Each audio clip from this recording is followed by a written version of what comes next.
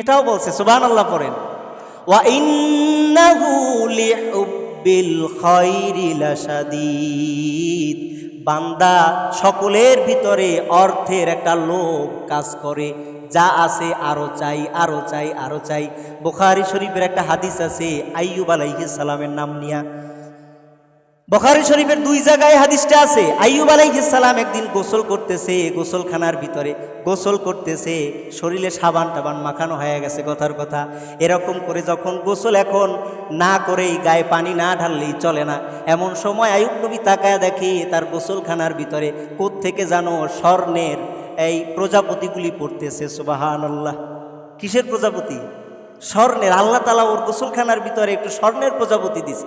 আইয়ুব আলাইহিস সালাতু ওয়াস সালাম, তার সম্পদের কোনো অভাব নাই, চতুর্দিকে তার অঢেল সম্পদের মালিক আইয়ুব। এরপরেও যখন গোসল করতেছে, কিন্তু গোসল করা অবস্থায় যখনই দেখলো যে স্বর্ণের প্রজাপতি পড়তেছে, উনি গোসল টোসল সব রাইখা প্রজাপতি এখন কুরানো শুরু কইরা দিছে। কোথাও একটা থাকতে দেয় না, সব পুরাই লুঙ্গির ভিতরে ভরে। আল্লাহ তাআলা সাথে সাথে আইয়ুবকে ডাক দিয়ে কয়, আইয়ুব, তোমাকে আমি আল্লাহ কি দেই নাই বলো? তুমি কি চাও? কিসের অভাব আছে তোমার? তুমি গোসল করতেছিলা, বড় ব্যস্ত সময়, এর ভিতরে একটু দেখলা, সহ্য করতে পারলা না, টুকানো শুরু করলা। আল্লাহ কয়, আইয়ুব নবী ডাক দিয়া কয়, আল্লাহ আপনি মাওলায় দিবেন আর আমি নিব না, এটা হতে পারে না। আপনি দিতেছেন বিদায় আমি নিতেছি, আপনি না দিলে তো আমি নিতাম না। সুবহানাল্লাহ বলেন। বুঝেন নাই? আল্লাহ আপনি দেন তো আমি কি করব? এই জন্য তো আমি একটু চিন্তা করলাম গোসল পরেও করা যাবে, কিন্তু এইটা তো পরে পাবো না, এই জন্য আগে এটা নিয়ে নিলাম। আল্লাহ কয়, ওয়া ইন্নাহু লিহুব্বিল খায়রি লাশাদীদ। বান্দা সকলের ভিতরে কিন্তু আর্থিক একটা প্রলোভন, একটা লোভ থেকেই যায়, সম্পদের একটা লোভ আছেই। আইয়ুব নবীর অভাব নাই, কিছুর অভাব নাই, অঢেল সম্পত্তির মালিক, বউরও অভাব নাই। এরপরেও তিনি বসে নাই, শুধু একটু পাইছে, গোসল রাইখা টোকানো শুরু করে দিছে। ওটা চিন্তা করেন তো, আইয়ুব নবী।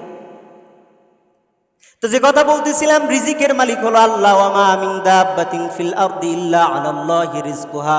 বান্দা তুমি যেই পেশার ভিতরে আসো, ওই পেশার ভিতরে আল্লাহ চাইছে বিদায় তুমি আসো, নিজের কোনো যোগ্যতা নাই।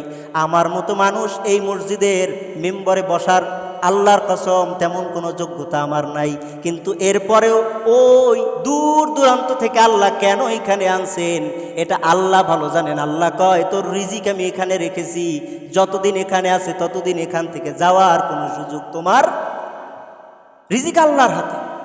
তাহলে অত দূর থেকে এখানে আসার তো কোনো প্রশ্নই আসে না। আমিও চিনি না, আপনারাও চিনেন না, কোত্থেকে আসলো? তোর এখানে রিজিক যাবে কই? যার যেখানে রিজিক, যার চাকরি যেখানে গিয়ে করতে হবে, যার ব্যবসা যেখানে গিয়ে করতে হবে, ওখানেই তার যাওয়া লাগবে। যার মরণটা যেখানে বসে হবে, গাড়ি ভাড়া টাকা দিয়ে হলেও ওখানে গিয়েই মরা লাগবে। বুঝেন নাই?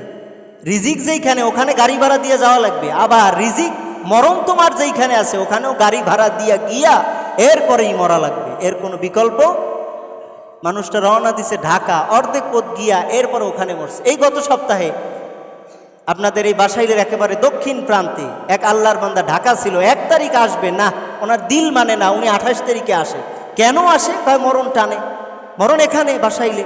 উনি ঢাকা বসে মরতে পারবে চাইলেই না, ওনার মরণ হলো বাড়িতে। উনি ওখান থেকে রাত্রিবেলা গাড়ি ভাড়া নিয়ে আইসা পরদিন সকালবেলা বাসাইলে বসে মরছে। খবর পাইছেন না? তো দেখছেন নি অবস্থা? যার যেখানে রিজিক ওখানে যেতেই হবে, যার যেখানে মরণ।